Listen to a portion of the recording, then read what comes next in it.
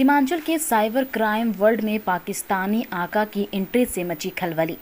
Katihar cyber थाना police ने एक ऐसा मामला का उद्भेदन किया है जिसमें पाकिस्तान में बैठे आका भारत में मौजूद अपने गुर्गों के माध्यम से साइबर ठगी की वारदात को अंजाम दे रहे थे और इसके लिए पाकिस्तान में ठगी के रुपए पहुंचाने के बाद भारत में मौजूद गुर्गों को 10% कमीशन दे देते थे। कैसे चल रहा है यह पूरा रैकेट और कैसे हुआ यह खुलासा, अब आगे क्या करेगी कटिहार साइबर थाना पुलिस, पर देखिए इस खबर में। कटिहार में सीएसपी केंद्र खोलने के नाम पर हाल के दिनों में ही साइबर ठगी का एक बड़ा वारदात हुआ था। कटिहार साइबर थाना पुलिस ने इस मामले को चुनौती के रूप में लेते हुए इसकी तह तक पहुंचने के लिए ठान लिया था। इसी कड़ी में इस मामले को सुलझाते हुए कटिहार पुलिस ने ठगी की बंटी बबली, नेस्ताक आलम और ईशा कुमारी को जैसे ही गिरफ्तार किया, एक और चौंकाने वाला खुलासा सामने आया। पुलिस ने इस मामले में जोकटिया थाना, मंझोलिया पश्चिम चंपारण के निस्ताक आलम और मधुबनी थाना क्षेत्र के पूर्वी चंपारण के 23 वर्षीय ईशा कुमारी को गिरफ्तार किया गया है। पुलिस के पास कबूलनामा में इन दोनों ने अपना गुनाह कबूल किया है। इन लोगों के पास से अलग अलग बैंकों के 16 एटीएम कार्ड, नगद 8,000 रुपये, 6 मोबाइल, 6 सिम कार्ड, सोना चांदी के कई आभूषण बरामद हुआ है। गिरफ्तार ईशा कुमारी मीडिया का कैमरे से बचते हुए भले ही कुछ बोलने से इनकार कर दिया, मगर निस्ताक आलम ने सरहद पार से सीमांचल तक साइबर क्राइम के इस जाल का ऑपरेशनल अड्डा पाकिस्तान में होने की बात को कबूल रहा है। कौन है इसके पीछे? पाकिस्तान में कौन है? पैसा कहाँ भेजते थे? बोलो बोलो। चलो बाबू आ जाओ, इधर इधर देखना।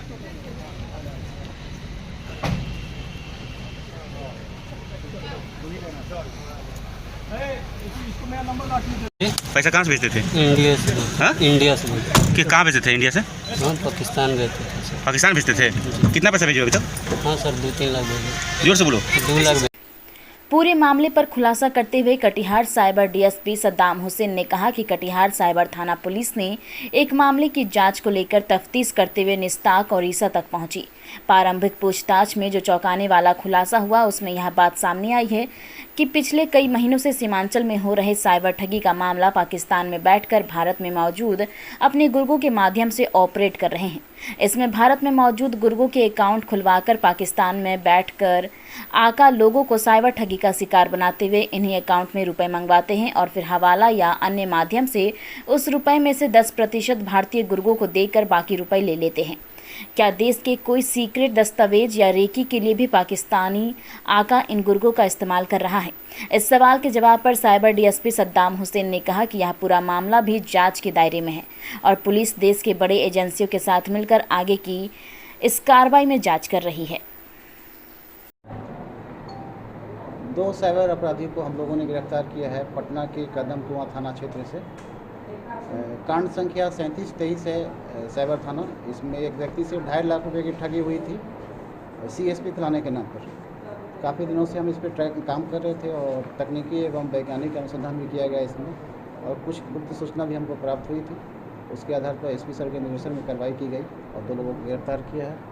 कुछ मोबाइल से 6 मोबाइल है, 6 सिम है, कुछ कैश भी है और गोल्ड है और 16 एटीएम बरामद हुए हैं।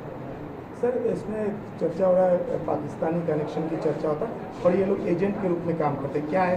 बेसिकली ये लोग गांव-गांव में जाकर अकाउंट खुलवाते हैं, अकाउंट खरीदते हैं और अकाउंट खरीदने के बाद उस अकाउंट को अपने पाकिस्तानी जो संपर्क है वहाँ पे उस अकाउंट नंबर को भेज देते हैं और जब वहाँ के कॉल सेंटर के द्वारा किसी भारतीय व्यक्ति से ठगी की जाती है तो वो पैसा इन्हीं के अकाउंट में आता है। अकाउंट में पैसा आने के बाद ये उनको कंफर्म करते हैं कि इतना पैसा इस अकाउंट में आ गया है और उसके बाद 10% कमीशन ये अपने पास रखते हैं और शेष पैसा या तो हवाला का माध्यम हो या अन्य माध्यम हो वो पाकिस्तान भेज देते हैं। ये लोग कहाँ से पकड़ा? पटना कदम क्या नाम है? एक का नाम है निस्ताक आलम, ये मंझोलिया पश्चिम चंपारण रहने वाला है, और एक ईशा कुमारी है, ये है मधुबन पूर्वी चंपारण के रहने वाले हैं। प्रोफेशनल है या फर्स्ट टाइम? नहीं, ये लोग प्रोफेशनल हैं। काफ़ी दिनों से इसको हम लोग काम कर रहे थे और इनका जो मोबाइल हमने चेक किया है और इसमें कम से कम 2-4 करोड़ से ज़्यादा का ट्रांजेक्शन हमने पाया है तो बैंक को हम लोग रिपोर्ट कर रहे हैं, उसमें जांच होगी क्या क्या मामला है सर उसमें। ये लोग क्या सिर्फ फाइनेंशियल फ्रॉड करते हैं या देश के लिए भी कुछ डाटा उटा? अब तक तो केवल फाइनेंशियल फ्रॉड का ही मामला सामने आया है, बाकी अन्य बिंदु पे हम लोग जांच कर रहे हैं, देखते हैं क्या मामला सामने आता है। सीमांचल में ऐसा नेटवर्क तेजी से बढ़ रहा है जो पाकिस्तानी कनेक्शन से साइबर, आप लोग कितना अलर्ट है और किस तरह से और इसको? हम लोग तो लगातार प्रेस कॉन्फ्रेंस भी करते हैं, आप लोग के माध्यम से लोगों को बताते हैं कि इस तरह का कोई कॉल आए तो किसी तरह का रिस्पॉन्स नहीं देना है, कोई एंटरटेन नहीं करना है। इसके बाद भी अगर दिक्कत होती है तो फिर हमारे पास साइबर थाना में चले जाइए।